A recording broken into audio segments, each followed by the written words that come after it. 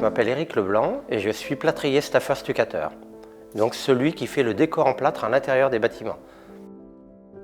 Le staffeur, c'est celui qui préfabrique ses décors en atelier comme un puzzle, donc il fait des morceaux, il les transporte sur le chantier et il les raccorde et il efface les raccords.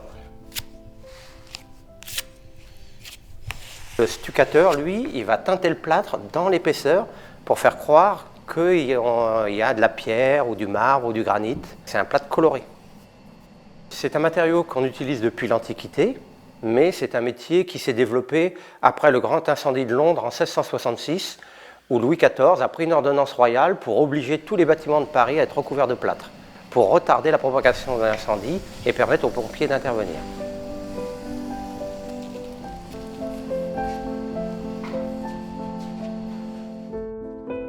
Alors moi j'ai arrêté l'école à 14 ans et puis je suis tombé dans une bassine de plâtre et depuis je ne suis pas ressorti.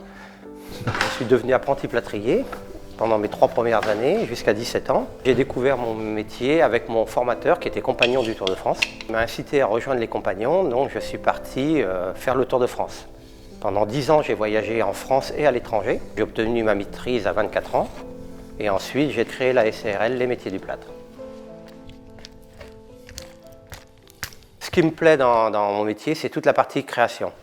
On peut, à partir de notre matière, la transformer, la modeler et faire des choses très spectaculaires. Alors c'est ce que m'avait fait découvrir mon formateur quand j'étais en apprentissage.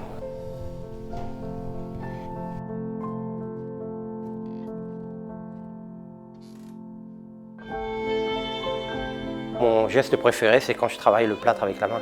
Quand je l'ai dans la main, que je le sens qu'il est vivant, que je peux le transformer et que progressivement, en quelques minutes, il passe d'un état liquide à un état solide.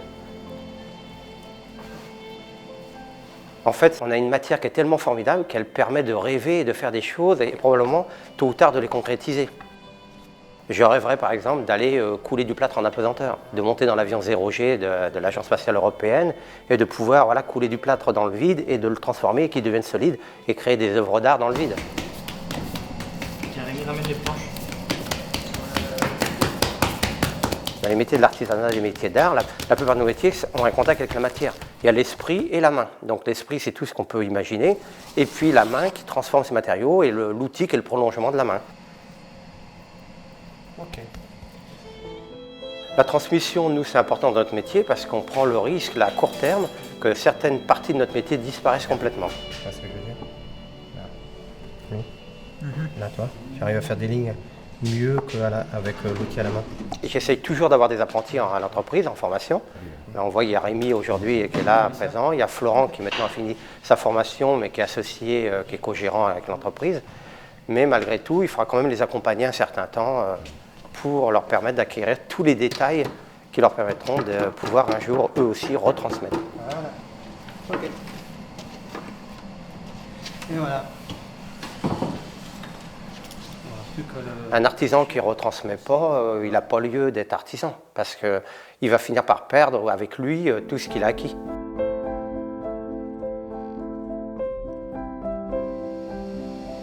Nous, la Fondation Rémi Cointreau nous a aidés à mettre en place un projet qu'on avait à cœur, qui était d'avoir une fraiseuse numérique pour graver le plâtre avec un ordinateur. Cette fraiseuse numérique, elle a une autre vocation pour moi, c'est qu'elle va aussi servir à d'autres collègues métiers d'art qui gravent le métal, la pierre, et en plus de permettre de présenter notre métier différemment aux jeunes. C'est-à-dire qu'on va l'équiper pour l'emmener en public, pour que nos jeunes ils voient l'évolution de notre métier.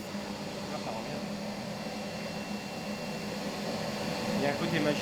Ce que j'ai rencontré avec la Fondation, c'est qu'on va avoir, en plus de l'accompagnement qu'on a eu pour mettre en place un projet, c'est qu'on va pouvoir se rencontrer, nous les différents lauréats, et peut-être déboucher sur des opportunités de transversalité entre nos différentes activités, de sortir un peu de notre zone de confort, de pouvoir échanger sur des problématiques et permettre de réaliser des choses communes.